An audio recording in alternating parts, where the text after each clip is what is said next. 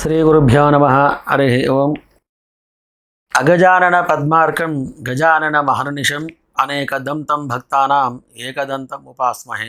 అందరికీ నమస్కారం. ఓం శ్రీమాత్రే నమః. ప్రేక్షకులకు స్వాగతం.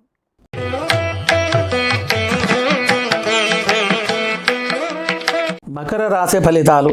ఈ నెల వీరికి శని మరియు చంద్ర కుజులు గ్రహచార స్థితిలో అనుకూలంగా లేకపోవడం వలన మీరు చేసేటువంటి పనిలో ఆటంకాలు ఏర్పడి ధన నష్టం ఎక్కువగా కలగగలదు. వృత్తిలో కానీ, వ్యవహారంలో కానీ, వ్యాపారంలో కానీ అనుకూలమైన ఫలితాలు లేకపోవడం వలన గృహంలో అశాంతి ఏర్పడగలదు.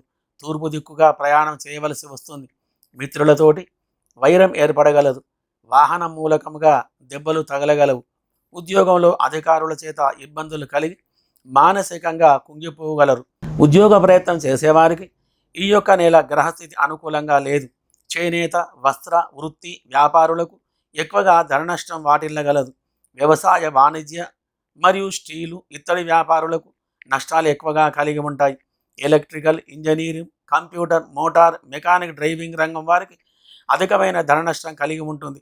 అన్ని వృత్తుల వారికి, అన్ని రంగముల వారికి గ్రహచార స్థితి బావుగా లేనందున మీరు చేయవలసిన పని 5 రోజులు ఉదయం 6 నుండి 8 గంటల లోపల చంద్రునికి, కుజునికి మరియు శనికి పెరుగు, తేనె, నెయ్యి, పండ్ల రసాలతోటి అభిషేకం చేసి బియ్యం, కందులు, నల్ల నువ్వులు దానం చేయడం వలన మంచి ఫలితాలు కలగగలవు.